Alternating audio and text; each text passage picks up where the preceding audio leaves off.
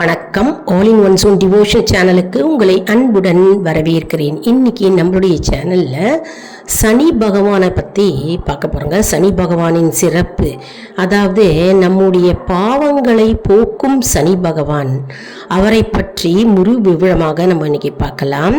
அதாவது கர்ம வினைகளை போக்கும் சனி பகவான் முழு விவரமாக பார்க்கலாம். நம்முடைய சேனலை தான் ஃபர்ஸ்ட் டைம் பார்க்குறவங்களா இருந்தாலும் சரி, சப்ஸ்கிரைப் பண்ணாமல் பார்க்குறவங்களா இருந்தாலும் சரி, நம்ம சேனலை சப்ஸ்கிரைப் பண்ணிக்கோங்க. கூடவே அந்த பெல் பட்டனை ப்ரெஸ் பண்ணிக்கோங்க. ஆல் என்கின்ற ஆப்ஷனையும் ப்ரெஸ் பண்ணிக்கோங்க. அப்போ தான் நான் போடுற வீடியோஸ்லாம் உங்களுக்கு உடனுக்குடன் நோட்டிஃபிகேஷனில் மிஸ் பண்ணாமல் தெரிய வரும். சரி, வாங்க இப்போது நம்ம வீடியோக்குள்ளே போகலாம்.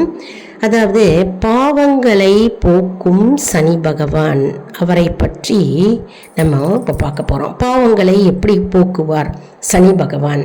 நம்ம சனிக்கிழமை தோறும் நவக்கிரகம் சுற்றுவோம் இல்லையா? சுற்றணும் அப்படின்ற பழக்கம் நிறைய பேருக்கு உண்டு.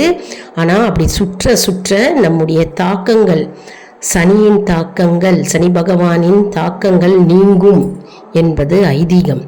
அப்பேற்பட்ட சனி பகவான் நம்முடைய பாவங்களை எப்படி போக்குவார் அப்படின்றத நம்ம பார்க்கலாம். அதாவது நிறைய பேர் சனி பார்வைப்பட்டிருக்கு, சனி தசை நடக்குது அப்படின்னாலே பயந்து அலறுவார்கள். அப்பேற்பட்ட தெய்வம் அவர் கிடையாது. அதாவது நமக்கு நன்மை செய்வார். அதாவது நம்முடைய பாவங்களை, கர்ம வினைகளை நீக்கி நமக்கு நன்மையை அளிக்கும் தெய்வம் அவர். அவர் நீதி தேவர் மற்றும் சிறந்த ஆசிரியர் அப்படின்னே நம்ம சொல்லலாம். நம்ம தண்டிக்கும் தெய்வம் இல்லை அவர்.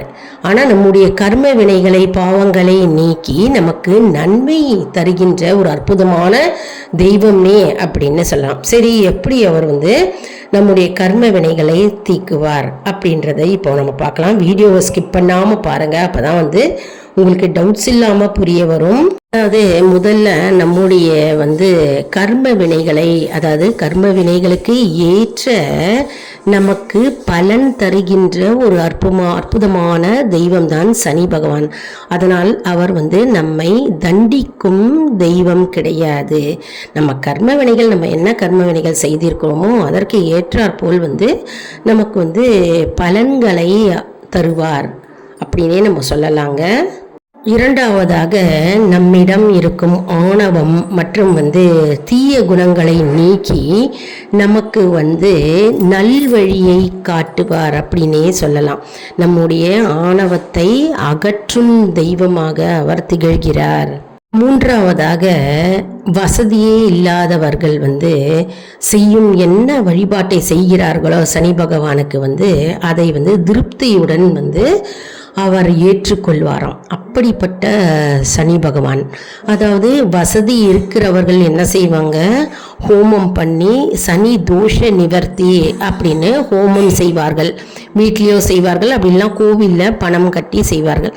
அப்படி வசதி இல்லை அப்படின்றவங்க என்ன செய்வாங்க, எளிய முறையில் அவர்கள் சனி தோஷத்தை விலக்குவதற்கு அவங்க செய்வாங்க. என்ன பூஜை செய்வாங்கன்னா, கோவிலில் போய் ஒரு எள்ளு தீபம் ஏற்றினாலே போகிறோம். சனி பகவான் மனம் குளிர்வாராம். ஆமாங்க, மனம் மகிழ்ச்சியுடன் அவர் மனம் குளிர்ந்து நமக்கு தேவையான வரங்களை வாரி வாரி அளிப்பாராம். மற்றும் நம்முடைய சனி தோஷம் இருக்கு இல்லையா, சனி தாக்கம் குறைந்துக்கிட்டே வருமா. அதனால் சனிக்கிழமை தோறும் ஒரு எளிய அளவில் எள்ளு தீபம் வாங்கி ஏற்றுவார்கள் நிறைய பேர் கோவிலில். அந்த எளிய வழிபாடு, பூஜை வழிபாடை சனி பகவான் யாரெல்லாம் பக்தர்கள் முழு மனதோடு பக்தியுடன் செய்கிறார்களோ அதை அப்படியே சனி பகவான் ஏற்றுக்கொண்டு அவர்களுக்கு தேவையான பலன்களை அவர் கொடுப்பார். ஐந்தாவதாக, சனி தோஷம், சனி தாக்கத்திலிருந்து நம்ம விடுபடணும் அப்படின்றவங்க காகத்திற்கு உணவு அளித்தால், உணவு போட்டால் வந்து என்ன ஆகும்னா அந்த சனியின் தாக்கம் வந்து குறைய ஆரம்பிக்குமா. அதனால் சனி தோஷம் நீங்கும். அதனாலே தினமுமே வந்து காகத்துக்கு வந்து ஒரு சிறிய அளவு சாதம் எடுத்து வச்சுடுங்க. சாதம் சமைச்ச உடனே குக்கர்லேருந்து எந்தில் நீங்கள் சமைக்கிறீங்களோ கொஞ்சம் சாதம் தனியாக எடுத்து வச்சு காகத்திற்குன்னு எடுத்து வச்சு நீங்கள் வந்து காகத்திற்கு வந்து உணவளிக்க வேண்டும். தினமுமே காக்கைக்கு உணவளித்தால் அவ்வளவு நல்லதான். மற்றும் வந்து தோஷங்கள் நீங்கும், சனி தோஷங்கள் அப்படியே நீங்கும், எல்லா விதமான தோஷங்களும் நீங்கும் என்பது ஐதீகம்.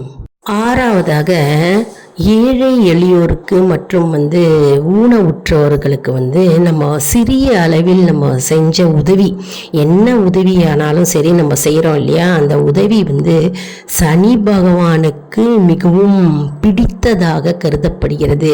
அவர் திருப்தி அடைவாராம். அதாவது ஏழை எளியோருக்கு வந்து நம்ம உணவு தானம் செய்யலாம். மற்றும் ஊனமுற்றோருக்கு வந்து இப்போது கண்ணு தெரியாமல் நிறைய பேர் ரோட்டில் கிராஸ் பண்ணுறதுக்கு நிற்பாங்க. அப்போ நிற்கும்போது கண்ணு தெரியாதவங்களுக்கு வந்து நம்ம கைப்பிடித்து நம்ம இந்த பக்கத்துலேருந்து அந்த பக்கத்தில் நம்ம கிராஸ் பண்ணி விட்டோம்னாலே அதுவே ஒரு பெரிய உதவி.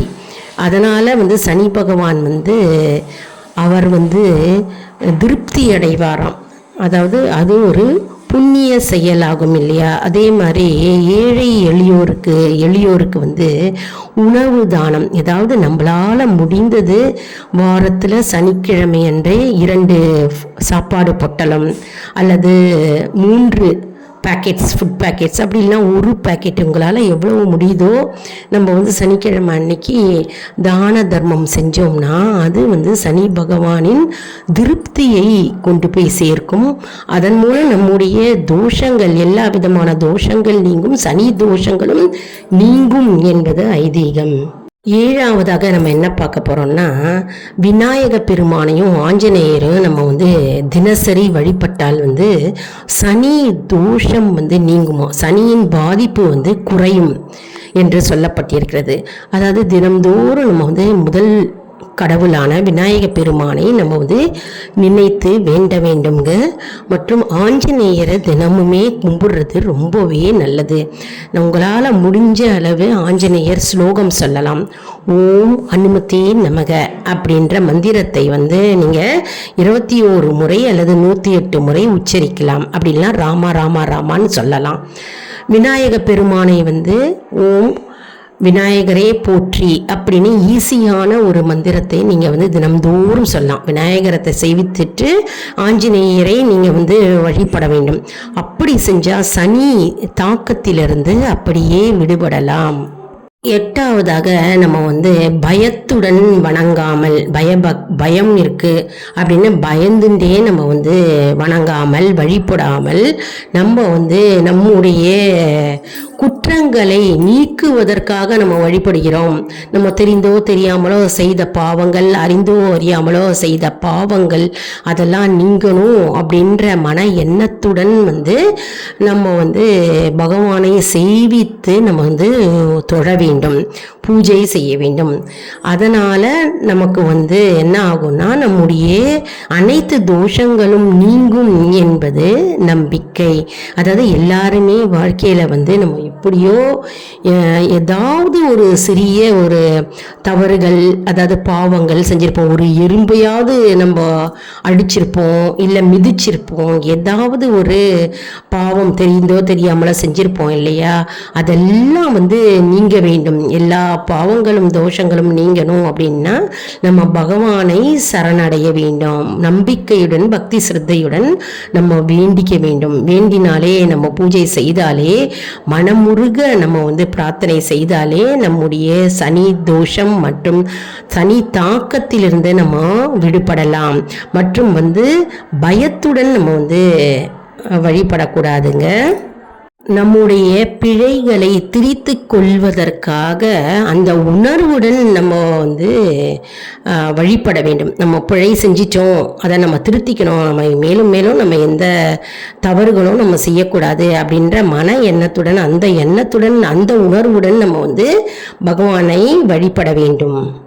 பிறருக்கு இடையூறு செய்யாமல் நம்ம நேர்மறையாக நம்முடைய வாழ்க்கையை செலுத்தினாலே நமக்கு சனி தாக்கத்திலிருந்து நம்ம விடுபடலாம். அதுவே சனி பகவானுக்கு செய்கின்ற ஒரு சிறந்த வழிபாடு அப்படின்னே சொல்லலாம். அதாவது நம்ம நேர்மறையாக நம்ம வாழ கற்றுக்கொள்ள வேண்டும். மற்றும் நம்ம யாரையும் துன்புறுத்தாமல் மற்றும் நம்ம யாரையும் எந்த விதத்திலும் கஷ்டத்தை கொடுக்காமல் மற்றும் யாருக்குமே நம்ம இடைஞ்சல் கொடுக்காமல் யாருக்குமே தொந்தரவு கொடுக்காம நம்ம நேர்மறையாக நம்ம வாழ்ந்து நம்மளுடைய வாழ்க்கையை ஓட்டினாலே நமக்கு சனி பகவான் அவருக்கு திருப்தி அடைவாராம் மற்றும் நம்முடைய பிரார்த்தனையை அப்படியே ஏற்றுக்கொள்வார் என்பது நம்பிக்கை. இன்னும் சொல்ல போனால் 10வதாக நம்மிடம் இருக்கின்ற அனைத்து குறைகளையும் நீக்கி நம்மை வைரம் போல் பட்டையை தீட்டி நம்மை ஒளிர செய்வாராம். அப்படிப்பட்ட சிறப்பு வாய்ந்த சனி பகவான்க. அதனால் சனி பகவானை நம்ம அப்படி வணங்க வேண்டும். சனிக்கிழமை தோறும் நவகிரகம் கண்டிப்பாக 9 முறை நம்ம சுத்த வேண்டும். மற்றும் சனி திசை நடக்கிறவர்கள் என்ன செய்யணும்னா எள் தீபம் போட வேண்டும் சனிக்கிழமை தோறும். மற்றும் தினமுமே நம்ம காகத்திற்கு உணவு அளிக்க வேண்டும். அது ஒரு பழக்கமாகவே நம்ம வைத்து கொள்ள வேண்டும். அதான் நம்ம தினம்தோறும் விநாயகரையும் ஆஞ்சநேயரையும் நம்ம சேவித்து வந்தாலே வேண்டிக்கிட்டு வந்தாலே நம்முடைய சனி தோஷம் நீங்கும். மற்றும் நம்மிடம் இருக்கின்ற குறைகள் என்னென்ன குறைகள் இருக்கோ அந்த குறைகள்லாம் நீங்கி நமக்கு வைரம் போல் நம்மை ஜொலிக்க வைப்பாராம். நம்முடைய வாழ்க்கையே அவர் மாற்றுவாராம்.